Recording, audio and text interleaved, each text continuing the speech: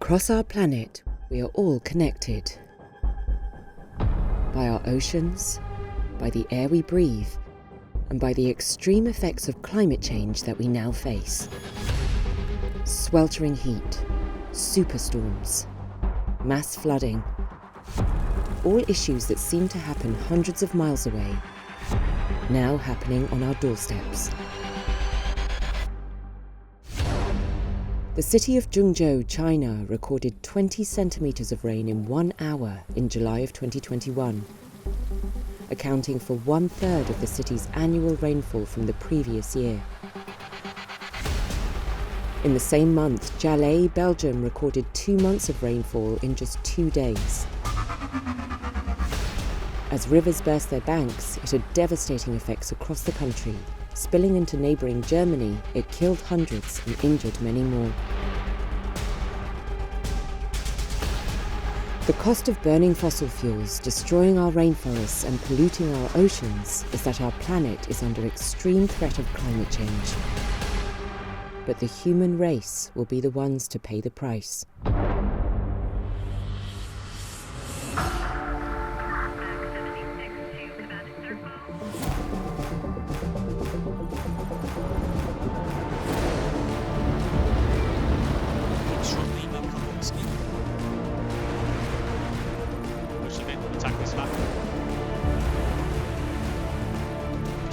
Check the flag.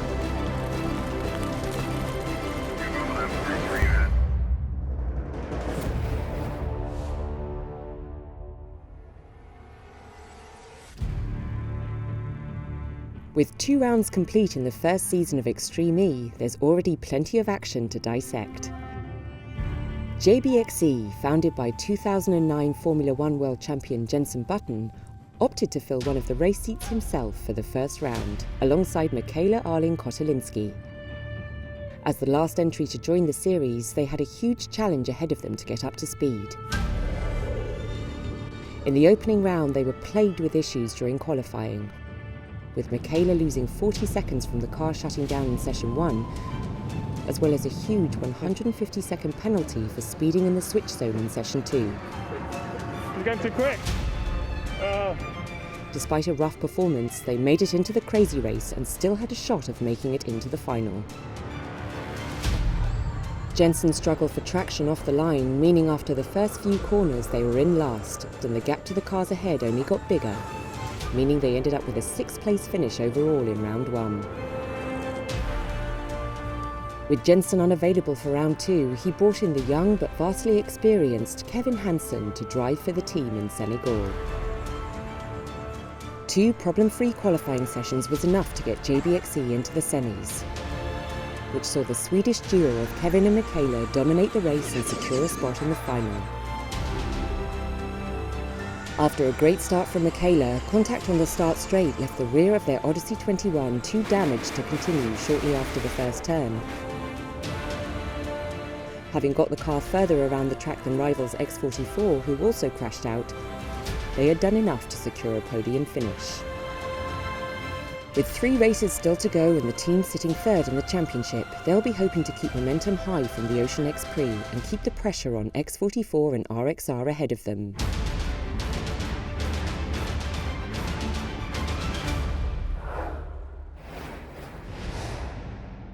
Incredibly, the current top 3 places in the Extreme E standings all have a Formula One world champion behind them, with Jenson, Nico Rosberg and 7-time F1 champion Lewis Hamilton, who heads up his team X44. With a passion for helping highlight the problems the planet faces, Lewis visited the Science Museum in London to sit down with Richard Washington, a member of Extreme E's scientific committee, to learn more about the challenges that our oceans face. The second race will be in Senegal, the Ocean X Prix. Super excited to be on the continent of Africa. Me too. Yeah, I know you spent a lot of time there, done a lot of studying there, so it'd be great to get an insight. It's wonderful that the Extreme E is topping off on the continent. Senegal's part of the Sahel, countries in the southern fringe of the Sahara Desert, and it's very symbolic in the whole climate change story. because from around about the mid-1960s through to, for 4 decades or so, there was a massive downturn in rainfall, 30% reduction. How long did that last for? The recovery started around about the turn of the century, so it was decadal long. And we've traced the causes of that with absolute certainty to the ocean surface temperatures. But there's another very interesting hook in the science which explains the ocean surface temperature change in turn through pollution that was released in industrialized world post-war. There is growing and strong evidence that it's aerosols and pollution that did the trick. So if you connect the two ends of that argument, you've got hundreds of thousands of people dying in famine, millions being displaced, and industrialization being a possible cause. So it's really consequential. The other link really is that the more you heat the world, the more the oceans warm, the more the ice melts, and the more the sea level comes up. So Extreme is planning to plant 1 million mangroves. Why do we need to plant 1 million mangroves, and what difference is that going to make there? If you remove mangroves from a coastline, the coastline becomes very fragile and vulnerable to storm surges and to sea level rise. If you want to protect coastlines, best look to nature. And in those communities, the plan is to support with education. That's certainly a key element that drew me to the whole Extreme E program. We leave something behind. Good for Extreme E for doing things differently, and not for just coming in and then vanishing. But working hard with communities in place, giving communities the lead in doing things. There's a lot of work to do, but I think Indeed. it's a great start. Thank you. Great to discuss this with you.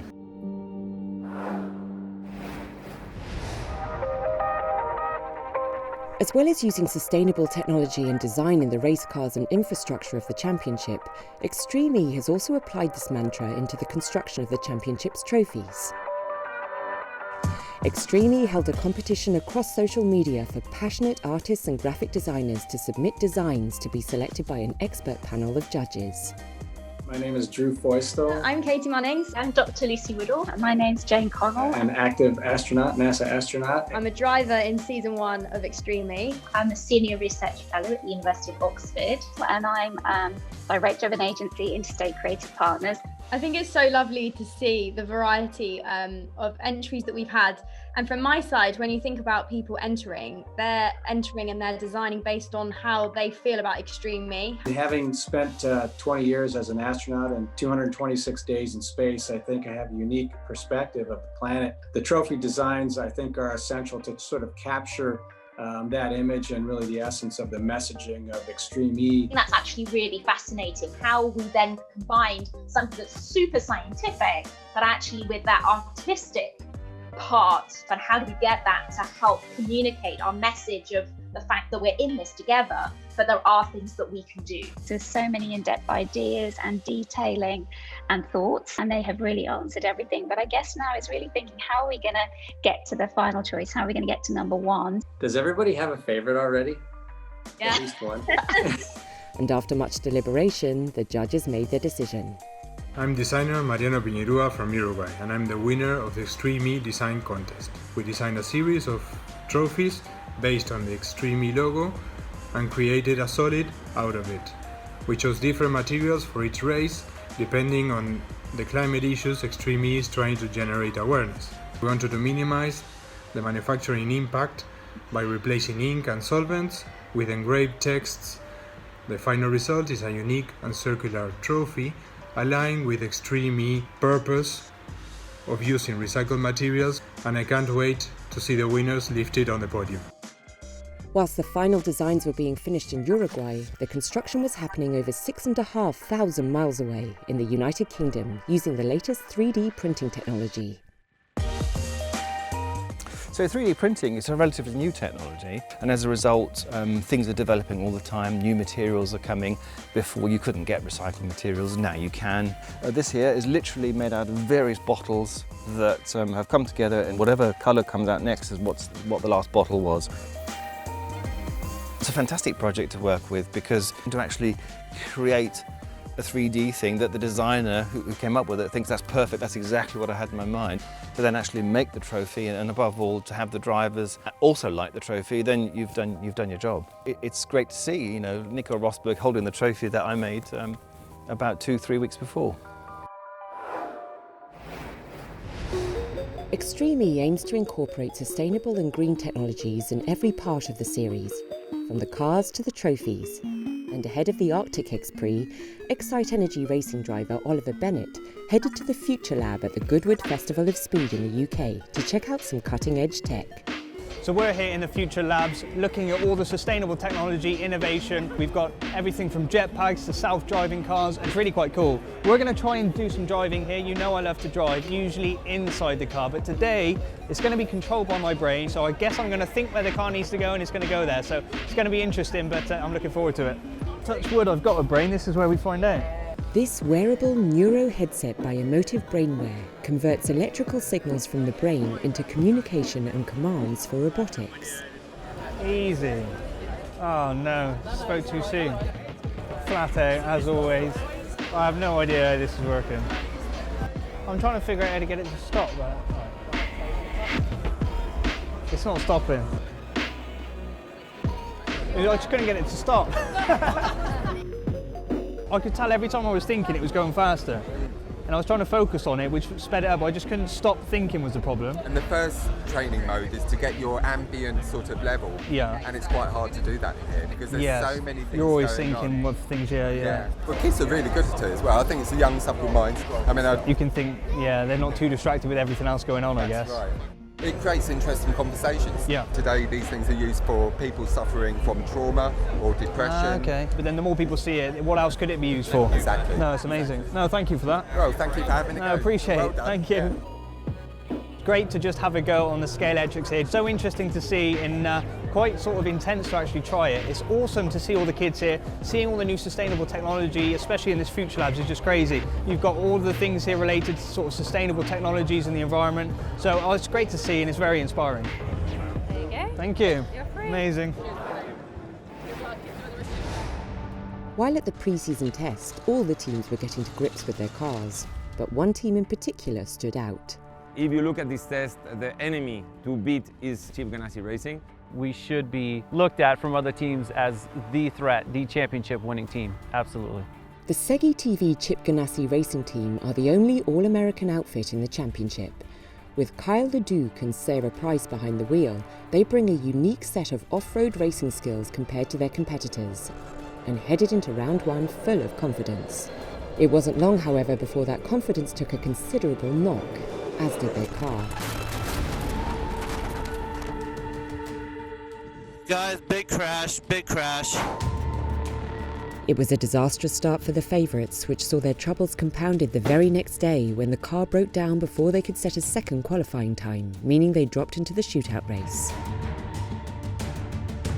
As Sarah conceded the lead on her hot lap, she handed over to Kyle, who set about hunting down Claudia Hurtgen. She's got it backed off. He's in the dust now, looking for a way through. No lifting. Oh, he hit her! I mean, I made the mistake. It was something that I never even saw coming through the windshield. One of the worst things I've ever done in a race car. Looking to bounce back and make a different kind of impact for round two, both drivers put together a stunning performance during qualifying session 1 in Senegal, with Kyle setting the fastest lap of anyone for the whole weekend. With one foot in the semi-final races, it was all going well until once again disaster struck during the second qualifying session. No, the car has stopped when there was 6.3 seconds up. No power to the car at all. That issue meant that for the second race in a row, they ended up in the shootout race, where, unable to make it into the final and secure the overall win, they were determined to make a statement. On lap 1, Sarah was all over former World Rallycross champ Timmy Hansen. But despite an excellent drive, she handed over the car to Kyle in third place. With most of the drivers struggling to overtake on the challenging Lac Rose course, it wasn't looking good. But Kyle isn't like most drivers. He looks to the left-hand side now. LeDuc commits over the bumps, absolutely full throttle. The car is dialed. Now he's going to chase down Sands. Can he get the top spot here? Carl LeDuc gets alongside. LeDuc's going to shut the door. He does it. 2 passes in 1 lap. P3 to P1. Brilliant. With that stunning double overtake in the race and jaw-dropping speed to match, they look like the real deal once again. But with disappointing qualifying performances, meaning they've only taken points from the shootout races, they currently sit last in the championship. A huge fight back is needed if they are to be crowned Extreme E champs, but no doubt the American team will be up for the challenge. Back in late 2020, Extreme E founder and CEO Alejandro Agag set out on his ambitious third sustainably driven championship in the form of E1, an all-electric powerboat series starting in 2023. It's, I think, the next big challenge, to electrify the water. A lot of the pollution we have in the sea comes from the water. And as Formula E and Extreme E want to promote electric cars, E1 wants to promote electric boats. I think that's how it fits. It promotes the same objective, which is electric mobility, cleaner mobility. We want to celebrate an important element of our story, which is the water. In 5 years, I would like to see city events with hundreds of thousands of people showing up to watch the race, but also there is much more in terms of legacy, in terms of impact. Sustainability for us is very important from the beginning. I would say by design of the championship and also the concept of the powerboat itself. I believe that the design that you see now in the race bird, the inspiration here as well, has been seabirds. So to have natural organic form and shapes has always been the inspiration, and I believe that the design that we're showcasing now represent that. The objective is to create E1 as a platform that will kind of channel all the change that has to happen in marine mobility. Sustainability is a key part of everything we do, of all the championships. And to get to a sustainable world is going to take many different technologies to decarbonize mobility. And hopefully the result will be a lot more electric boats in the next 5 years. I think now that I've seen the design of the race, what we're excited more is how cool it looks and how much it's going to catch the imagination of people, especially of younger generation and of kids. So the mix of such cool, innovative technology and designs, I think is going to make E1 a global success.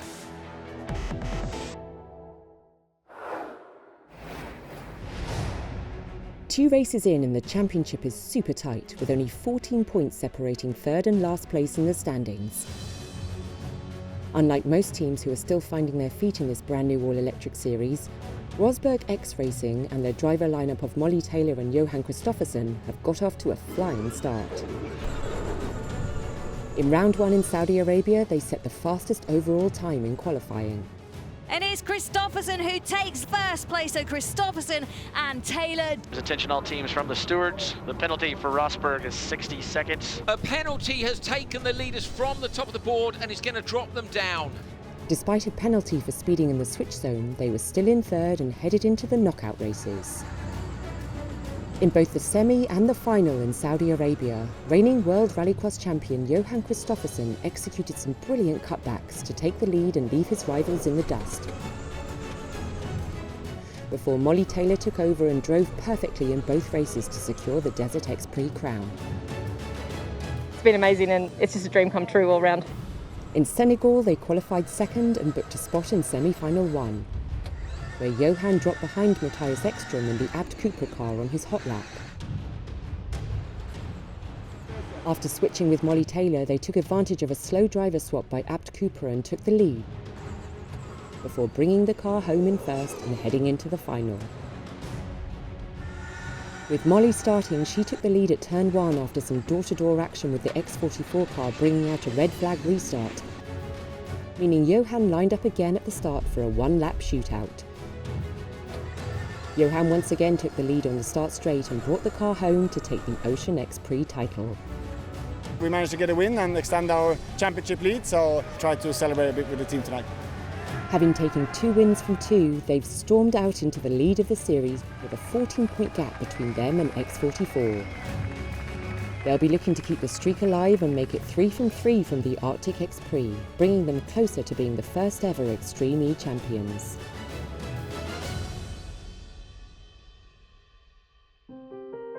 With 2 wins under their belt, RXR are the team to beat, and with the 2016 Formula One world champion Nico Rosberg as the founder and team boss, it's easy to see why they're having such success. But for Nico, his involvement in the series is about more than just racing.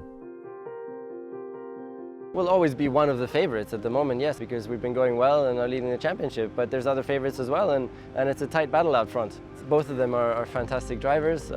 Molly is Australian rally champion, beating all the males in Australia. So she's a phenomenal driver, and she's proven that as well on the Extreme E track.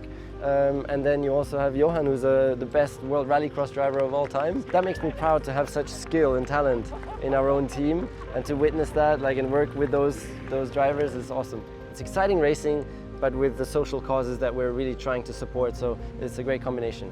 A solution is, first of all, raising awareness, and then it's coming up with solutions. Extreme E is involved in planting 1 million mangroves, and we know that mangroves are really a great solution to capture and store carbon. It also helps preserve the coastline from erosion and helps preserve the ecosystem there. So there's so many benefits, and those are the kind of projects that the Legacy program is getting involved with. As a team, we also have our own program. It's called Driven by Purpose campaign. And so at every race location, we also endeavor to leave the location in a better state than when we first arrive, by supporting local initiatives and locals. And so here in Senegal, I was involved in working with the Prince Albert II of Monaco Foundation.